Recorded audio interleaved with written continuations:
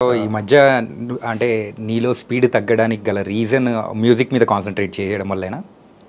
అదేం లేదండి. బేసికల్గా చాలామంది అనుకుంటారు మ్యూజిక్ అంటే ఇంకా సింగర్గా తగ్గించేసుకుంటున్నారని. బట్ మ్యూజిక్ ఈజ్ జస్ట్ నన్ను ఏమన్నా ఆపర్చునిటీ అడిగితే నేను పర్ఫామ్ చేస్తాను. ఎందుకంటే ఇప్పట్లో నేను ఒక సింగర్గా పాడతాను, నేను పాటే పాడతాను అంటే కుదరదు.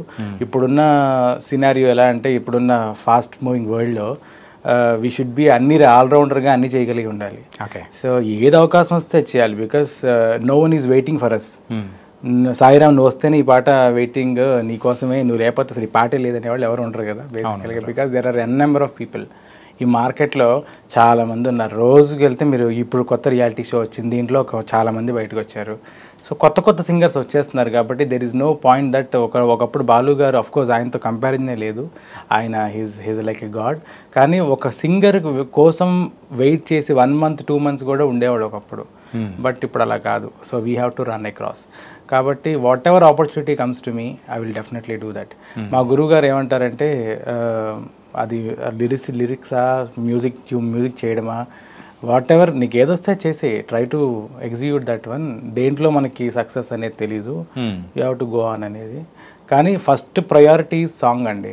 నాకు 2 మ్యూజిక్ డైరెక్షన్, సాంగ్ 2 ఏది తీసుకుంటామంటే సాంగే తీసుకుంటాను. ఎందుకంటే పాడడం నాకు ఇష్టం, పాడడం లేకపోతే I'm nothing. So music direction అంటే basically why I started, I frankly want to tell you is, ఇప్పుడు I need an opportunity. So if I am the music director I can only sing. నేనే music director అనుకోండి, నేనే పాడేసేయచ్చు హ్యాపీగా. Mail version నేనే పాడుకుంటాను. If the requirement వేరే వాళ్ళకి ఈ పలానా సింగర్ కావాలంటే I will let them Singh, వాళ్ళని పిలిపించి పాడిస్తాను. సో నాకు ఎక్కువ అవకాశం వస్తుంది కదా, పాడే అవకాశం. దట్ ఈస్ అది నా స్వార్థం అనమాట. సో నేను చేసుకున్న మ్యూజిక్లోనే నేను చాలా బ్యూటిఫుల్ సాంగ్స్, నా లైఫ్లోనే మెమరబుల్ సాంగ్స్ కూడా పాడుకున్నా.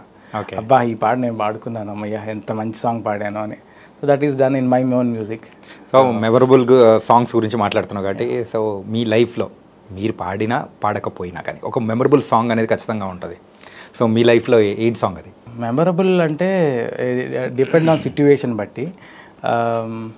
ఇప్పుడు ఎగ్జాంపుల్ నా పాట నేను చేసిన దాంట్లో why I'm saying it is memorable is, ఇప్పుడు ఎగ్జాంపుల్ ఒక TV channel let us say Bhakti TV, కోటి దీపోత్సవం ఉంది. సో ఆ టైటిల్ సాంగ్ నేను పాడితే అంత బాగుంటుంది అనుకున్నా ఒకసారి. So unfortunate very lucky that I did music for కోటి దీపోత్సవం. నేను టైటిల్ సాంగ్ని నేనే మ్యూజిక్ చేసి నేనే పాడాను. Okay. So that gave me lot of happiness that no other can give. So అది వన్ ఆఫ్ మై, అలా డిఫరెంట్ సాంగ్స్ ఉన్నాయి, ఇది ఒకటే కదా ఎగ్జాంపుల్. ఓంకార రూపాయ నమః శివాయ, జయ శంకరావాల ధ్వని శంకరాయ, తేదీప్యమై వెలుగు నీ దివ్య తేజం, భువనాన్ని వెలిగించే ఓ జ్ఞాన బీజం, హృదయాలనే కోటి దీపాలుగా చేసి, మా ఆత్మలో ఆత్మనే నూనె పోసి, దీపోత్సవం కోటి దీపోత్సవం. ఒక డివోషనల్ వైబ్ అనేది తీసుకొని వచ్చేసేవారు. నాకైతే గూస్ బంప్స్ వచ్చేలా చేసేస్తున్నాను. కానీ మీ వాయిస్లో చిన్న మిస్టేక్ పడా, but this is the song. Okay. కాబట్టి దీని లిరిక్స్ ఎవరు రాశారు? పూర్ణాచారి గారు అని, he is also one of the famous lyricist, ఆయన రాశారు. సో ఇది దిస్ ఈజ్ వన్ ఆఫ్, అంటే మనకి కొన్ని ఆశలు ఉంటాయి చూడండి, ఈ ప్రోగ్రాంలో మనం పాడితే బాగుండు, ఈ అవార్డు ఫంక్షన్లో మనం అవార్డు తీసుకుంటే బాగుండు, అలా this is one of my dreams. So one of అది అకంప్లిష్ అయినప్పుడు I felt so happy. So అది that is one of the songs. And బాలుగారి టాపిక్ వచ్చింది కాబట్టి, సో 2005 పాడుతా తీయగాలో యూ పార్టిసిపేట్. సో అప్పటి నుంచి బాలుగారితో మంచి అనుబంధం అనేది కూడా ఉంది. యూ ట్రావెల్డ్ సో విత్ బాలుగారు. So how do you felt? ఎలా నడిచాయి ఆ రోజులు, కానీ గుర్తున్నాయా ఇంకా ఏమన్నా? అయ్యో బాలు గారు, బికాస్ టుడే నేను ఇండస్ట్రీలోకి వచ్చి ఒక సింగర్గా నేను ఇక్కడ ఉంటూ ట్రై చేస్తూ ఒక సింగర్గా నేను నిలబడుతున్నాను అంటే బికాస్ ఆఫ్ ఆయన ఇన్స్పిరేషన్ అండి. నాట్ ఓన్లీ మీ, చాలామంది సింగర్స్కి in India and also mainly in South India ఆయన one of the biggest pillars అని చెప్పచ్చు. సో బాలు గారుతో అప్పుడు పాడినప్పుడు కానివ్వండి, తర్వాత the journey is really great. ఎందుకంటే ఆయన పక్కన నిలబడి పాడడం ఫస్ట్లో, అంటే అప్పుడు నేను I was studying 6th class. అప్పుడు మనకి బాలు గారు అంటే అప్పుడు ఇంత టెక్నాలజీ యూట్యూబ్లో ఏం లేవు, వీడియోస్ చూడడం, టీవీలో ఈటీవీలో వస్తే చూడడం తప్ప ప్రోగ్రామ్స్. సో ఆయన లైవ్లో పక్కనే చూడడం అనేది ఐ ఫెల్ట్ సో థ్రిల్డ్ అనమాట. సో అప్పుడు నేను I was the second runner up ఆ ప్రోగ్రాంలో. సో ఆ జర్నీ అంతా కూడా చాలా మెమరబుల్గా, అంటే నన్ను ఆయన ఏడిపిస్తుండేవాళ్ళు, పక్కన నుంచి చక్కెరగిల్లి పెట్టడం, లేదంటే నేను అంతా డైరీలో తెలుగులో రాసుకునేవాడిని, చాలా గుండ్రంగా రాసుకునేవాడిని. సో రాసుకుంటే he use to show that చూడండి ఇప్పుడు యంగ్స్టర్స్ కూడా ఇంత నీట్గా డైరీ మెయింటైన్ చేస్తున్నారు అని. సో అంటే మెయిల్ పోర్షన్ అయితే బ్లూ కలరు, గ్రీన్ ఫీమేల్ పాడైతే రెడ్ కలరు, అండ్ అప్పట్లో ఇప్పుడైతే ట్యాబ్స్లో చూసి పాడేస్తున్నాం కానీ, బట్ యూజువల్లీ అలా రాసుకునేవాళ్ళం. ఓకే. సో ఒకసారి నీ డైరీ ఎక్కడ పెడతా చెప్పి నేను కొట్టేస్తాను అన్నారు ఆయన. సో అంటే he being a great legend, అది సరదాగా మమ్మల్ని నవ్వించడానికి అండ్ ఆల్సో టు అది అందరినీ ఆడియన్స్ కూడా నవ్వుతారని. But that is memorable. ఆయనతో తర్వాత నేను ఒక షో చేశాను, I travel with him to Bengaluru.